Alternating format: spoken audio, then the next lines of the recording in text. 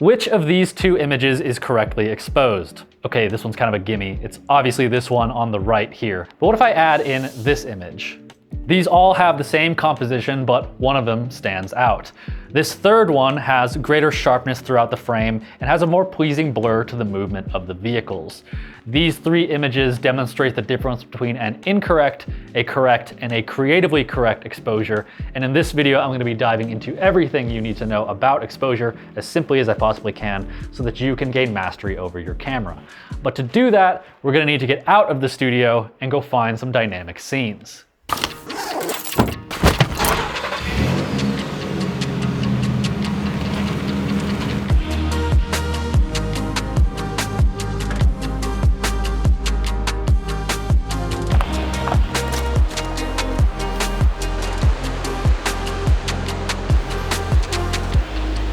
A photograph is often called an exposure.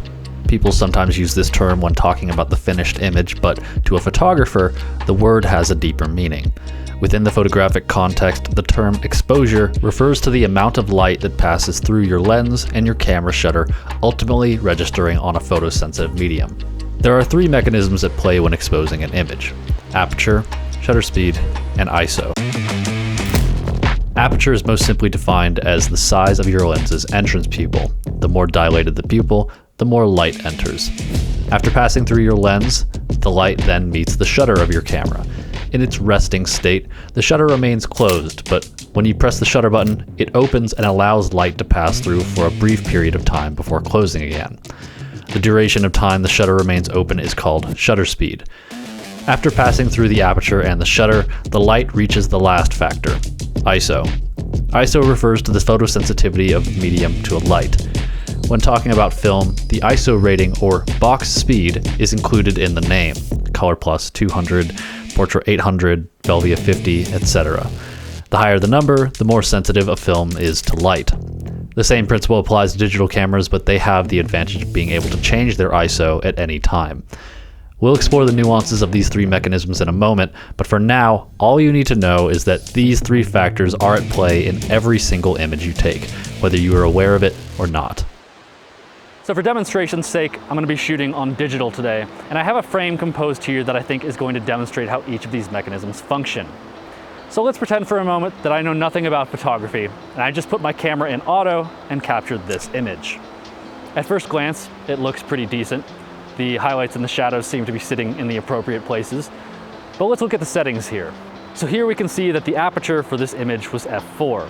The shutter speed was 1/250th of a second, and the ISO was 125. That's okay, but we could do a lot better here. Remember, aperture is the size of your lens's entrance pupil. The larger the pupil, the more light gets in. But there's more to it than that. Depending on your camera, you control your aperture in different ways. On modern digital cameras, it's typically a dial on the camera, but on older film camera lenses, there's usually a physical ring you turn.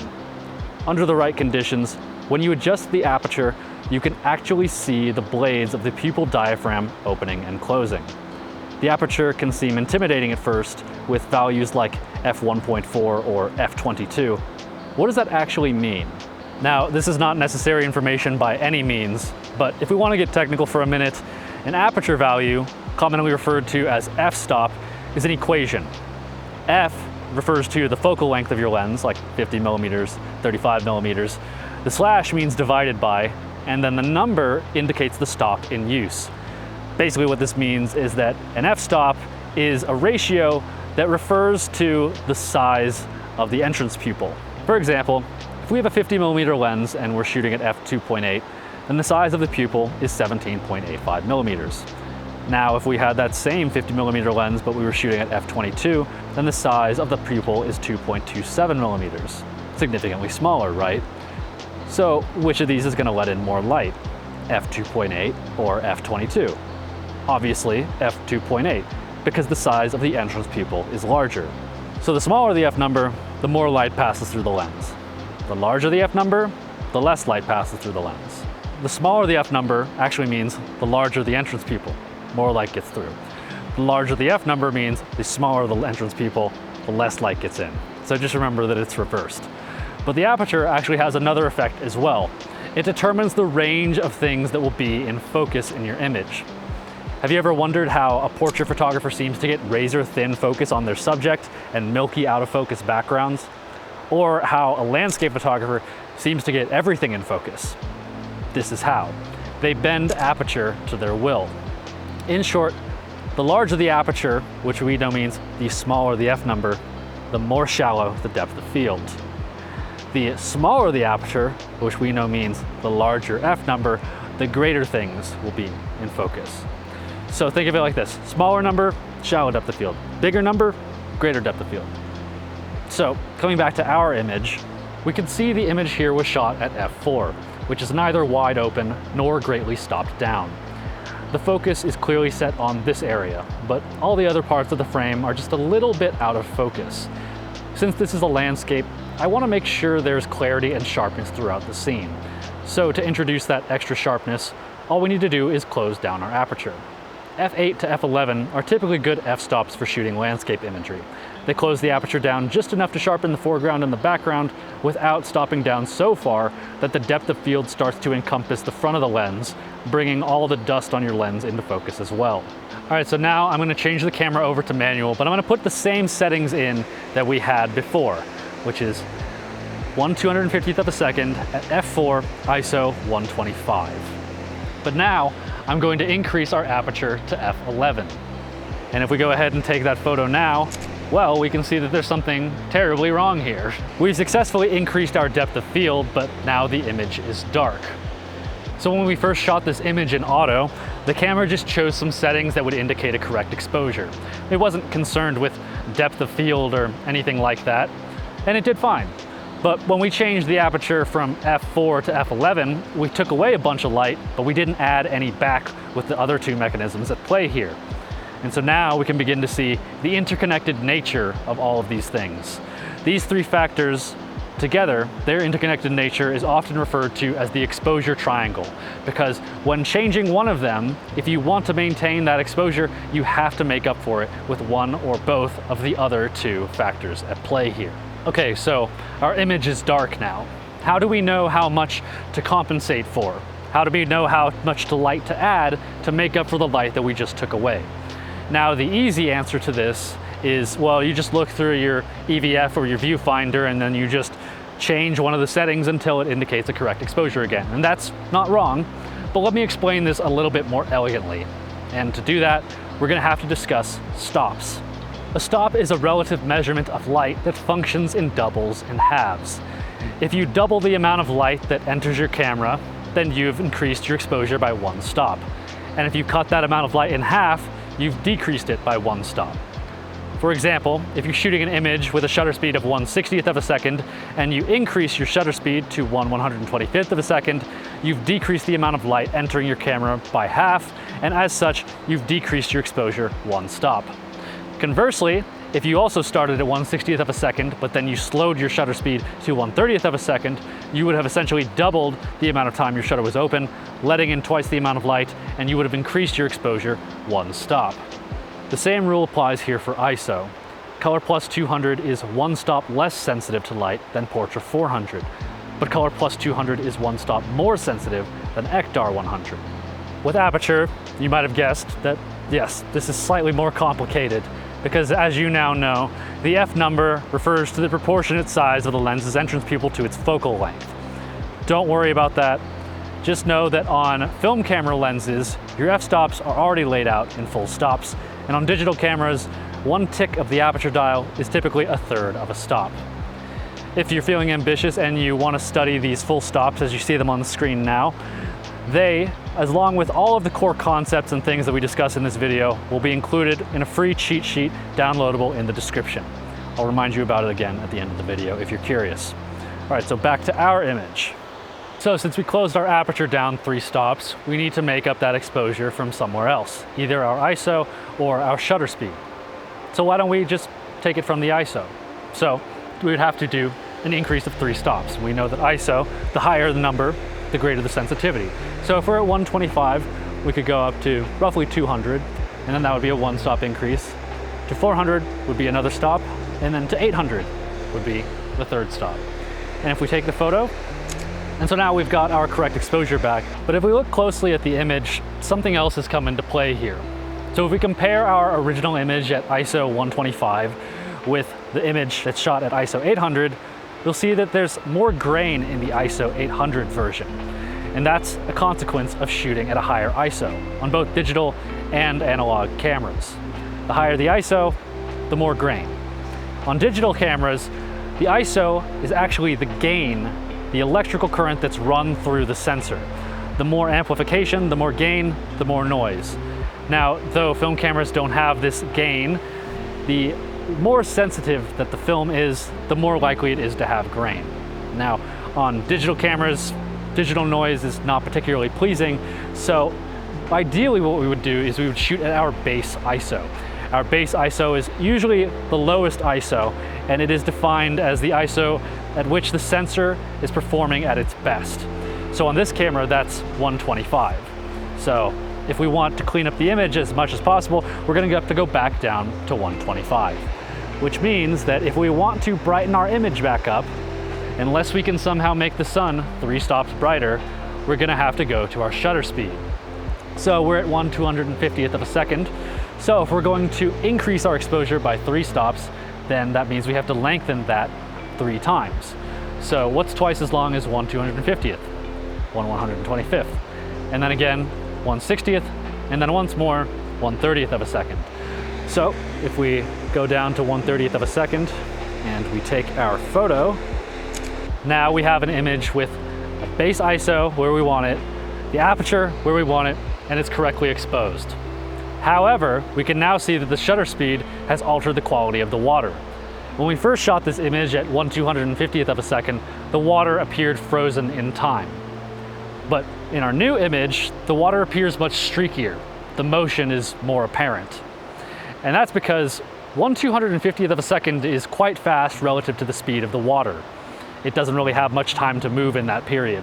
But 1/30th of a second is a much slower shutter speed, and as such, the water has time to move. This is precisely how photographers capture images of soft water or light trails. By leaving the shutter open for longer periods of time, you can introduce a blurred or streaking quality to the movement in your frame. Obviously, the longer the shutter is open, the more pronounced the effect becomes. So, what if we wanted to get that soft water right here, right now?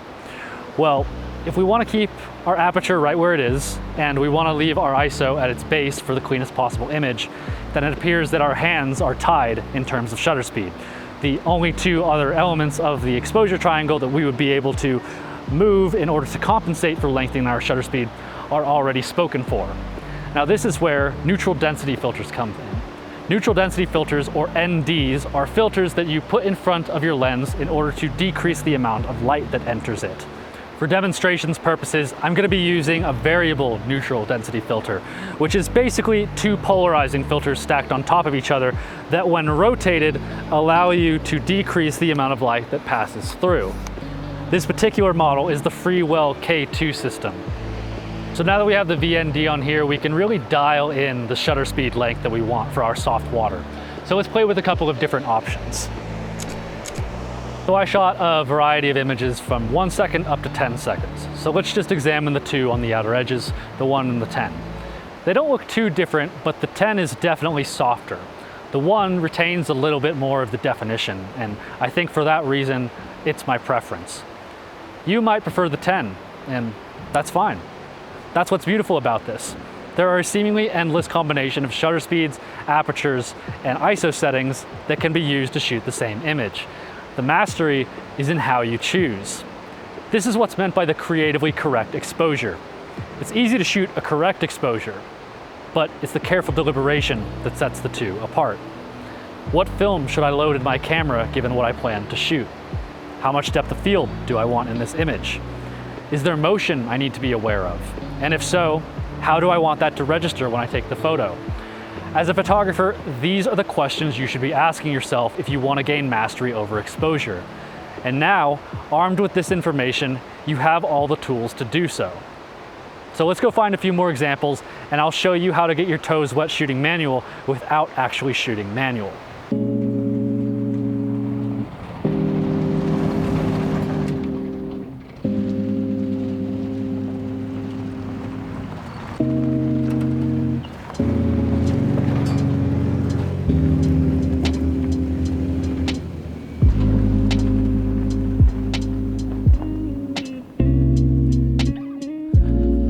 So this is some different scenery. So let's say we wanted to get a photograph of the mountains off in the distance. Just zoom in and just get the mountains, right? This is an example of a photograph where nearly everything we talked about doesn't matter. The mountains are far off in the distance and there's not really any foreground elements that we need to be aware of, so f/22 is going to look very similar to f/2.8. There isn't really any motion that we need to take into consideration either, and since we're probably just going to shoot the film that's already in our camera or shoot at our base ISO for the cleanest image, it seems like there's not really much creative license we can take with our settings here. But what if instead we walked over here and we wanted to get a photograph of Mount Jefferson in the background with some of the fun foreground elements that we have over here, maybe like the van or the tree or the fire? Well, now we have an opportunity to flex our creatively correct exposure muscle. Now we could go through that whole song and dance again where we put it in auto and then we subtract light from here and then we edit back over there, but there's an easier solution here for us to get the same results and do less work. And what I'm talking about is priority modes. So imagine fully automatic exists on this end of the spectrum and fully manual exists on this end of the spectrum. Well, if that's the case, then priority modes exist in the center. They allow you to choose which area of the exposure triangle you want to optimize for: aperture or shutter speed, aperture priority or shutter priority. So there's not a whole lot of motion out in this scenery that I need to compensate for. So the variable that I want to control for is aperture, because my depth of field is something that I want to play with. So I can just put my camera into aperture priority mode and choose what aperture that I want to use. And then the camera is going to do the rest. So let's say I want to get a photograph of Mount Jefferson with the trees right there, and I want to make sure that they're both in focus. So I'm going to shoot, let's say, f11, and since there's an abundance of light, I'm going to keep my ISO at its base of 125. When I go to frame up my image, the camera, because I'm in aperture priority mode, it tells me what shutter speed it's going to use to give me the desired exposure. So I'm at f11, I'm at my base, and I go to take the photo, and it says a shutter speed of 1/160th of a second. And boom. Correct exposure with the depth of field I want, with the ISO I want, and the shutter speed is kind of irrelevant because there's so much light out here. Now, as I just said, I kept my ISO at its base, but if it were dark outside and I needed a little bit more juice, then what I could do is I could put my ISO in auto, and then the camera would take the aperture that I gave it, and then it would adapt with the ISO and the shutter speed to give me my desired exposure. On the other side of the coin, shutter priority, let's say that I wanted to shoot a photograph of Slater running, and I wanted to make sure that he was nice and sharp and he wasn't blurry. Well, I could put the camera in shutter priority, and I could set the shutter speed to something fast, like 1/500th of a second, or hell, even 1/8000th of a second. And then the camera would say, okay, all right, so this is how much light there is, this is the shutter speed he wants to use, these are the aperture and ISO settings we need to use to give him the desired result.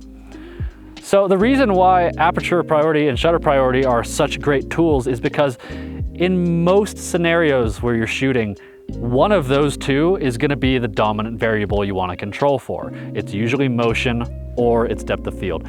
Obviously, there are situations where you need to control for both, like for example, when we were just at the waterfall.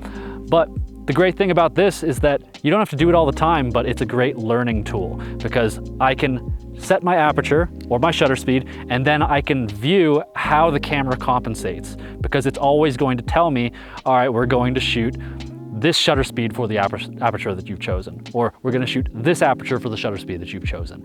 And by observing the way that the camera calculates, you can begin to slowly pick up on how you would shoot things manually. It's just like riding a bike with the training wheels on for a little bit.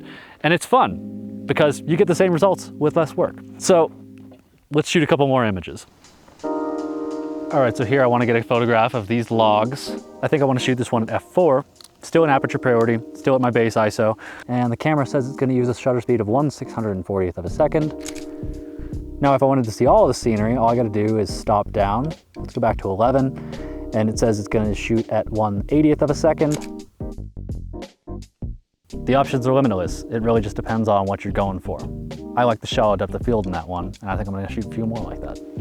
I like the way that the van looks here with the trees in the foreground and the mountains in the background. I want to try and get as shallow a depth of field as possible on the van so that I can kind of like make the mountains nice and soft. Now the lens that I'm shooting on, granted, is only an f4. If I had something like a f2.8 or a 1.8 or something like that, then the effect would obviously be more pronounced, but let's see what we can do. So again, I got my camera in f4 and it says for this exposure, we need to be shooting at 1/500th of a second, but since we're in aperture priority, the camera's taking care of that for me.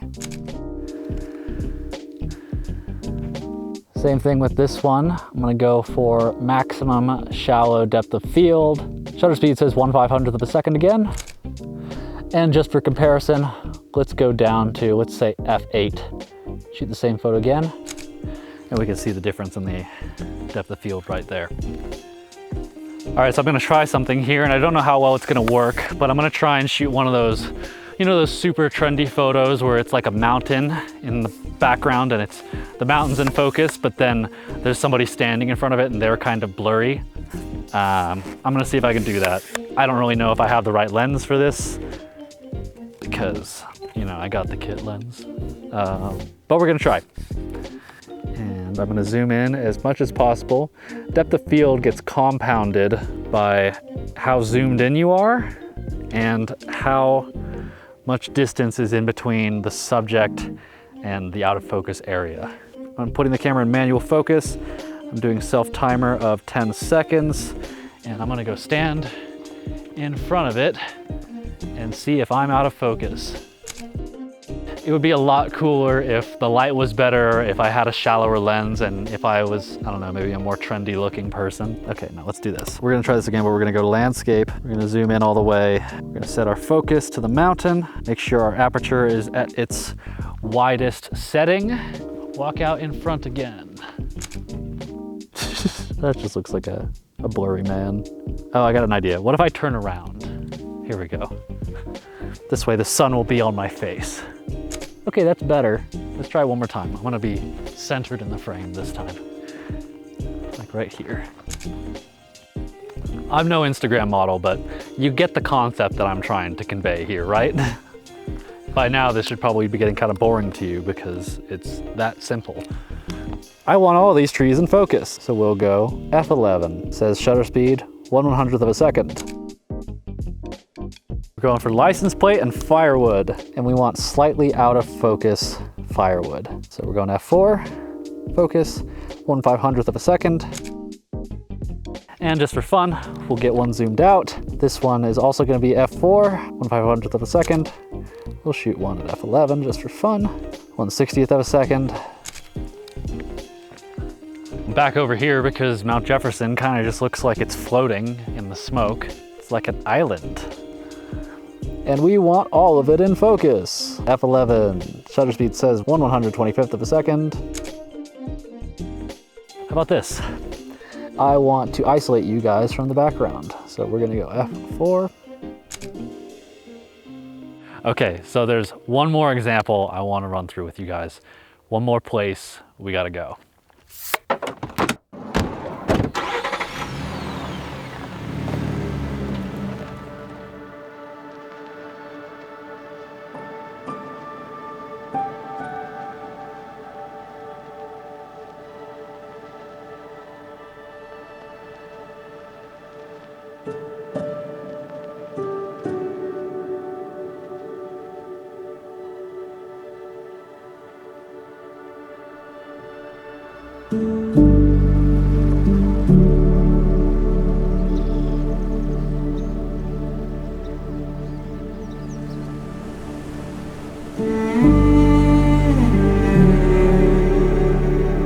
So it's getting late and the light is fading, but before it does, I want to get a photograph of the river bend. All day we've been shooting with an abundance of light, but now that's not really the case. So we're going to need to adjust our approach a little bit.